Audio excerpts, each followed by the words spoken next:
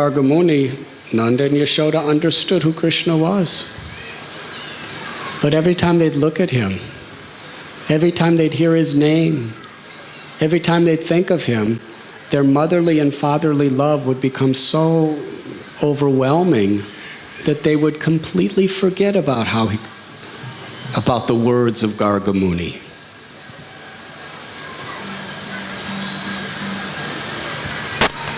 When Krishna opened his mouth and Mother Yashoda saw the entire universal creation within his mouth and belly,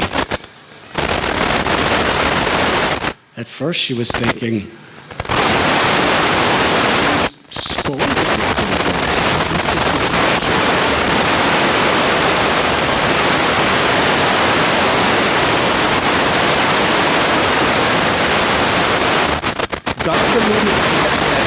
that he's as good as Lord Narayan, and he protects the devotees, and he reestablishes the religious principles, and he's the supreme.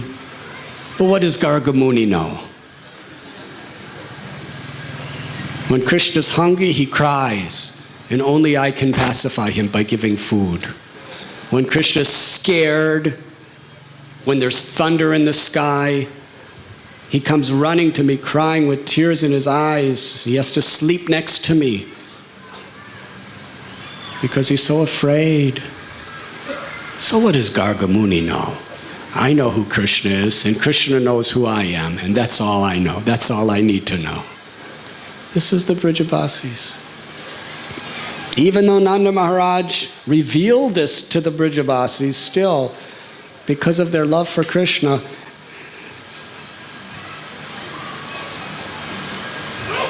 they couldn't keep that thought that Krishna's the Supreme Lord Narayan in their heart. Maybe he's a great yogi, but even that he's a great yogi, those thoughts would come sometimes when he did something very great. But then as soon as he looked at them or they looked at him, he was just beloved.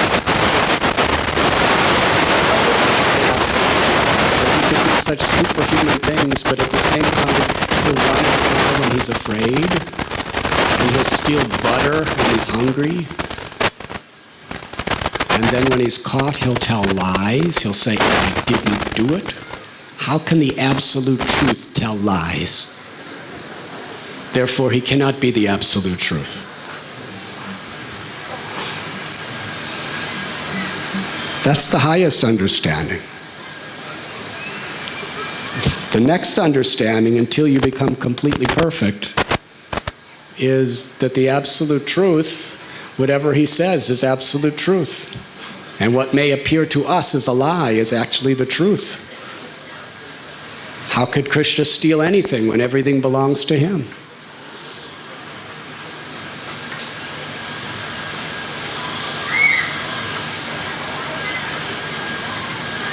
So all the cowherd men were very happy to hear this. They were very satisfied in their heart. Everyone was satisfied, except Indra.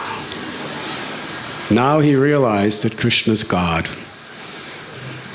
because he's the king of the heavens.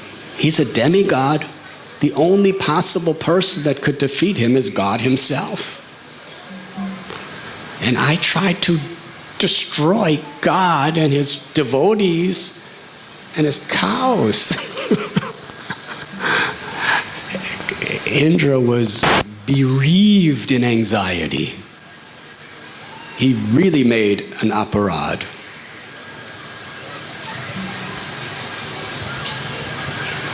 So he went to Brihaspati, and he also went to Lord Brahma and asked, what can I do?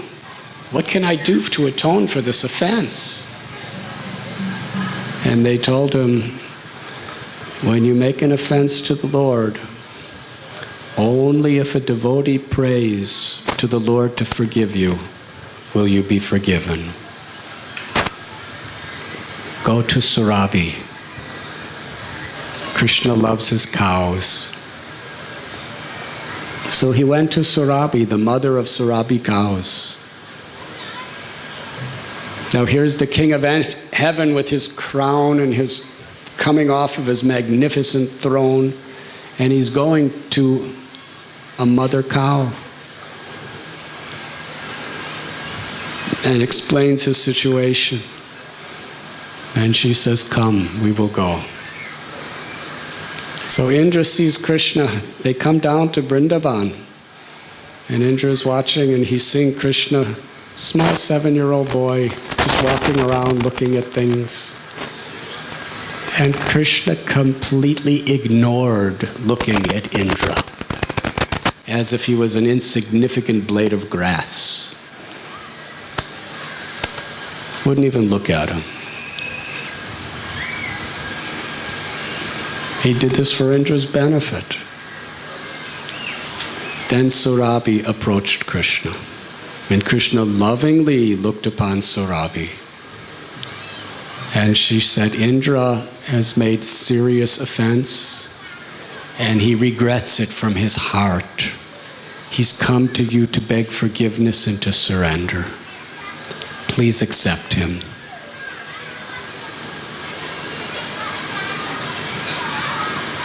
Because Surabhi asked Krishna to forgive him and accept him, Krishna turned to Indra.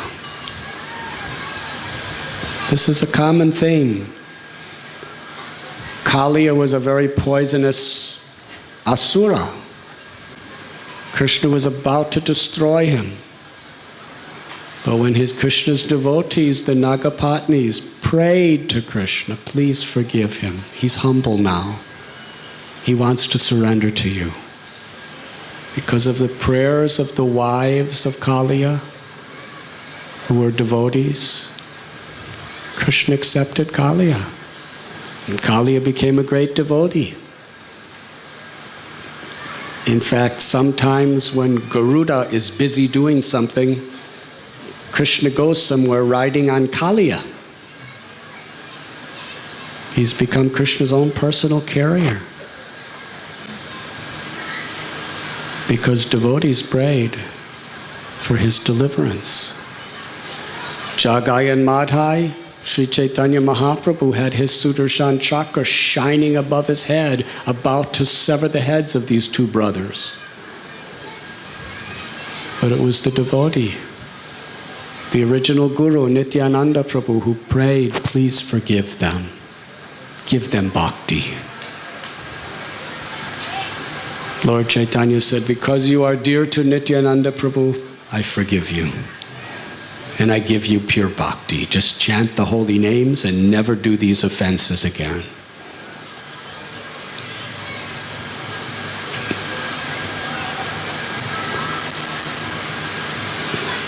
The mother cow.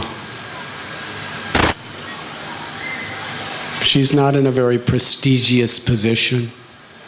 Indra's in the most prestigious position.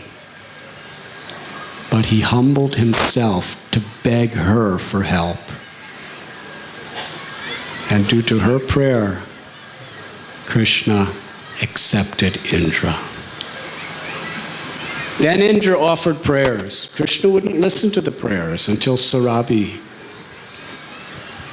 appealed on his behalf. That place in Vrindavan is called Surabhi Kund, where Surabhi approached Krishna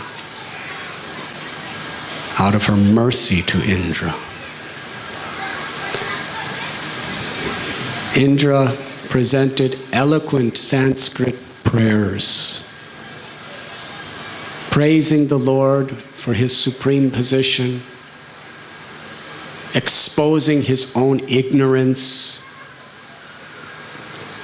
his own envy, anger, greed, and ego, and begging forgiveness. Krishna forgave him. For Krishna, the whole event was simply fun. Because actually, Indra didn't hurt anybody. We should all be thankful to Indra. One of the most beautiful pastimes that has ever been performed by the Supreme Personality of Godhead in the history of all the universes is Govardhan Puja. And all the Brijabasis, the loving pastimes they all shared with Krishna for those 7 days were highlights of their whole life. They never forgot. They will never forget. Such intimacy. This is Krishna consciousness, transforming an apparent danger, transforming what may appear to be a curse into something wonderful. When things are just ordinary, unfortunately, our tendency is we take each other for granted. Have you had that experience? But when there's really an emergency, we need each other. And then we really appreciate each other. And we really help each other to focus on Krishna because there's no other shelter.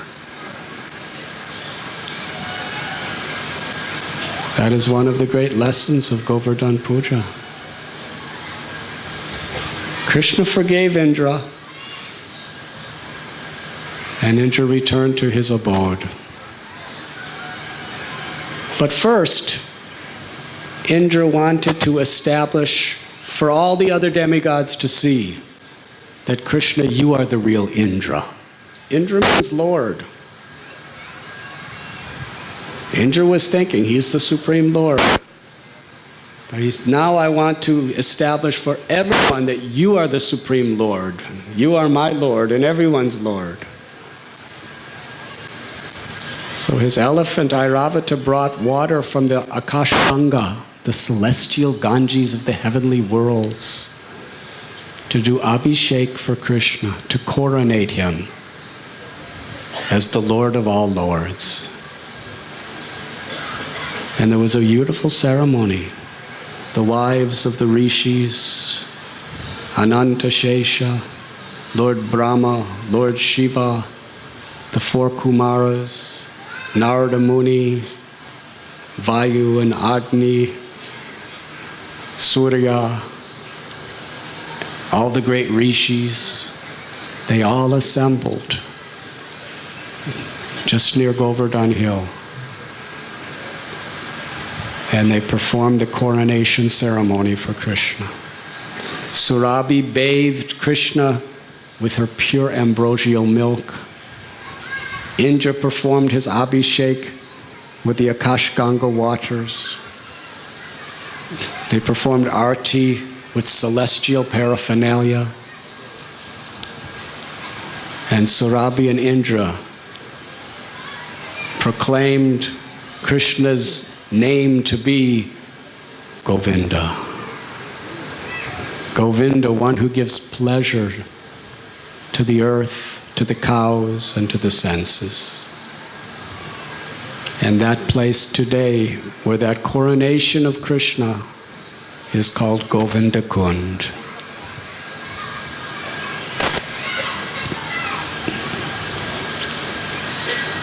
The Devatas all left with the rishis. And the cowherd boys came, and they saw Krishna sitting there. And then they saw all this paraphernalia, divine chamaras from the heavenly planets and divine arti paraphernalia and plates and all these things. And they all started, in a very playful, joking way, they were offering artis to Krishna and fanning him and doing this, and they were just singing his names and his glories, very as play. And when the demigods looked down and saw them, how the gopas were worshiping Krishna with their paraphernalia, and they saw the innocent, simple, pure love, the totally unmotivated, unconditional love that they had for Krishna in the way they were chanting and the way they were worshiping him. All the demigods, Brahma, Shiva, Narada, Indra, they were all thinking, we have no real love for Krishna in comparison to the cowherd boys. Their love is so sweet and so pure and so real. Our love is mixed with so much reverence and formalities and motives. But their love is just purely free from the heart. They don't care if Krishna is God. They love Krishna and will give their lives 1,000,000 times every day simply because he's Krishna.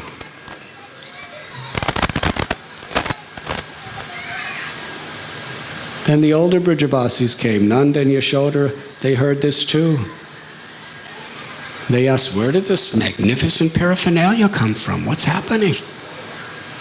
And Madhu Mangal and some of the other cowherd boys, Subal and Sridama, they explained, you won't believe what we just saw. What did you see? There were all these unbelievable people worshiping Krishna, little Gopal. There was one person who was riding on a massive elephant, and his whole body was covered with eyes. He was bathing Krishna. And there was somebody standing offering prayers to him who had 5 faces and 5 mouths. It's Mahadev. And then we saw somebody else with crowns on his heads. He had 4 heads. He was offering an arti and offering prayers. And you know what else we saw? A talking cow. She was talking to Krishna.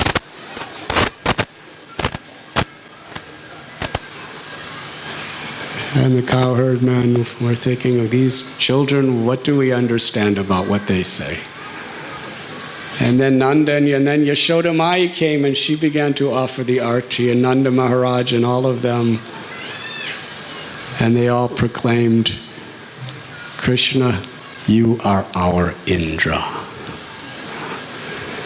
You are the Lord of our lives, the love of our hearts.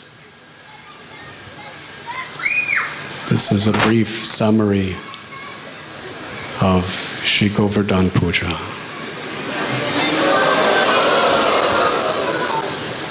Sri Chaitanya Mahaprabhu, when he was in Vrindavan, he came to Govardhan Hill. And as soon as he saw the first stone of Sri Giriraj, the king of all mountains, Sri Chaitanya Mahaprabhu, in the ecstasy of Radharani, ran to that stone and embraced him.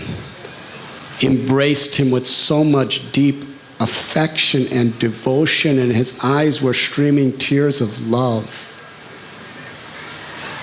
This is described in Sri Chaitanya Charitamrita. Because Govardhan is Krishna. His body is Krishna's body. There's absolutely no difference. Govardhan Shilas need no prana pratishtas or installations. He's always Krishna. But our acharyas warn us, we should not remove any Govardhan Shila from Govardhan Hill unless we're Paramhamsas, great, great devotees, or unless it's specifically under the order and the blessings of the acharyas.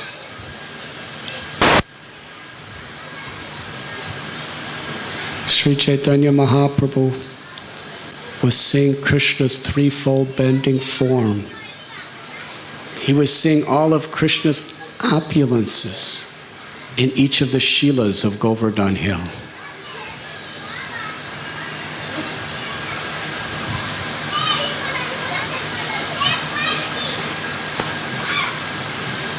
And he did the parikrama of Giriraj, following in the footsteps of his Param Guru Madhavendra Puri in great ecstasy. And one sannyasi gave as a gift to Sri Chaitanya Mahaprabhu a Govardhan Shila. When Lord Chaitanya was living in Sri Puri Dham, he wore that Shila over his heart, around his neck. Kaviraj Goswami tells that Shila was constantly wet with the tears of Lord Chaitanya's love. Radha Bhavaduti Subalitam Nomi Krishna Swarupam. In the mood of Radha's love, he felt Krishna personally in that Shila. And sometimes in his deepest moments of divine ecstasy, he would hold Giriraj to his heart. He would hold him to his forehead, and he would cry. It was the most precious thing of his life, was that Govardhan Shila.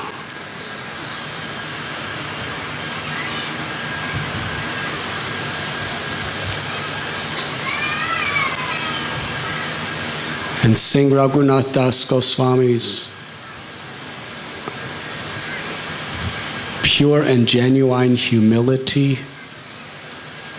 his deep service attitude, his attachment to the chanting of the holy names, serving the Vaishnavas, hearing about Krishna, and his profound austerities.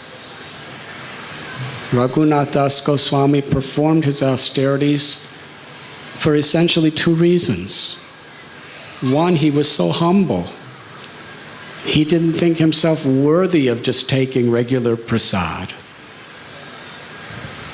He considered it was more befitting to him to eat the prasad that was considered old, rotten garbage that the cows would spit out.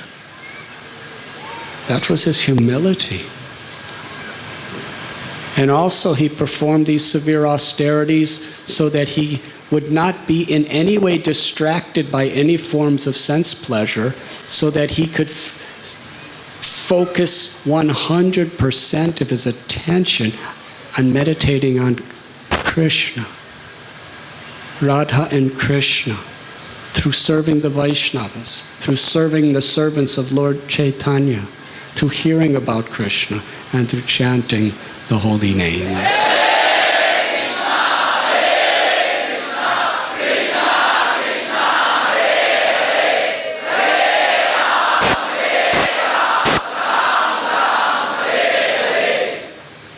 Seeing the sincerity of Raghunath Das Goswami, Sri Chaitanya Mahaprabhu presented to him through Swarup Damodar Goswami that Govardhan Shila and a Gunjamala. And Raghunath Das Goswami was thinking, by giving me this Govardhan Shila, Lord Chaitanya is giving me residence at Govardhan Hill. And by presenting to me this Gunjamala, my Lord is giving me eternal loving service to Srimati Radharani. Raghunath Das Goswami was the most humble devotee. He would never even talk to Lord Chaitanya directly. It was always through other people, because he felt himself so unworthy. He wouldn't approach Lord Nityananda directly. He would offer obeisances from a distance. Lord Nityananda would go and pick him up. He would offer obeisances from Lord Chaitanya from a distance, and devotees would say, "There is Raghunath," and he would pick him up. That was the nature of Raghunath Das Goswami. Seeing those qualities, Sri Chaitanya Mahaprabhu gave him eternal residence at Govardhan and made him the Prayojana Acharya of our Sampradaya, who taught us the highest perfection of realizing the gopis' love for Krishna.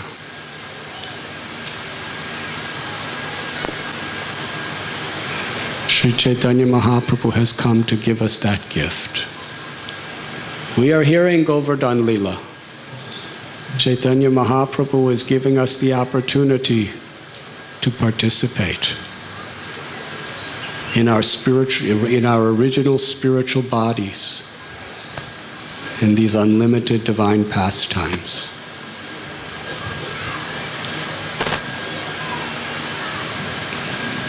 Srila Prabhupada, in his last days, he requested the devotees to take him on the parikrama of Govardhan Hill. His body was so emaciated. He had lost so much weight. The doctor said to put him on a bullock cart and go around Govardhan Hill, so bouncy, there's not a possibility that he could survive. He will die. Prabhupada said, that will be wonderful. Take me. I want to go to Govardhan Hill and do parikrama. There was a dispute among the devotees. Some said, he wants to go, we should take him. And others were saying, but if we take him, it will be horrible. It will be so painful. He will die.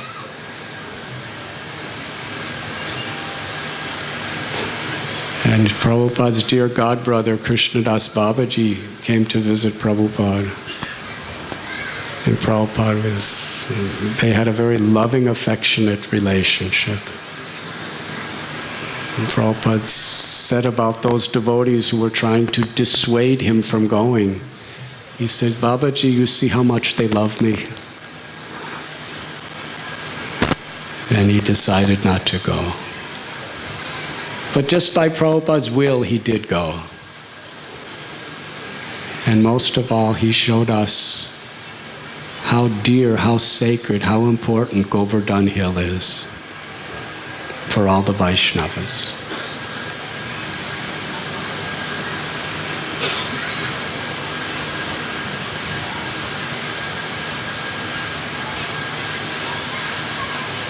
Krishna lifted the Govardhan Hill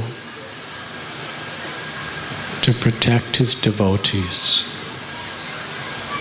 to give loving pleasure to his devotees. For the Brijabasis, he protected them from devastation and gave them the highest bliss. For Indra, another devotee, he protected him by smashing his false pride and giving him the higher taste, the bliss of humble devotional service. And to all of us, he lifted the Govardhan Hill to protect us by revealing that he is our only shelter. And Lord Chaitanya Mahaprabhu has taught that shelter of Sri Giriraj, who will always protect, inspire, empower, and enthuse his devotees, is within his holy names. Like the Brijabasis, if the Brijabasis just carelessly said, Krishna, if you want to help us, that's all right. Otherwise, we have other things to do. Krishna would not have done that. But they came to Krishna in single-minded, total absorption. Krishna, only you can save us. Krishna, we are yours. Please give me shelter. That's how every cow, that's how every calf, that's how every Brijavasi turned to Krishna when those rains were falling. And if with that same sincerity we approach Krishna's holy name, Srimati Radharani's holy name, then Krishna will perform his Govardhan pastime for us also and protect us from the onslaughts of material existence. In this spirit, let us very loudly offer our gratitude to Krishna by crying out his names. Krishna, Krishna, Krishna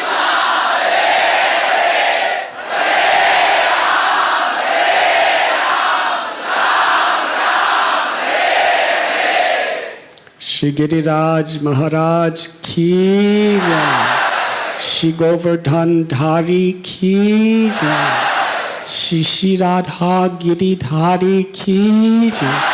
Srila Prabhupada ki jai. Shri Vrindavan Dham ki jai. Shri Navadvip Mayapur Dham ki jai. Nam Sankirtan ki jai. Nitai Go Premanandi. Thank you very much.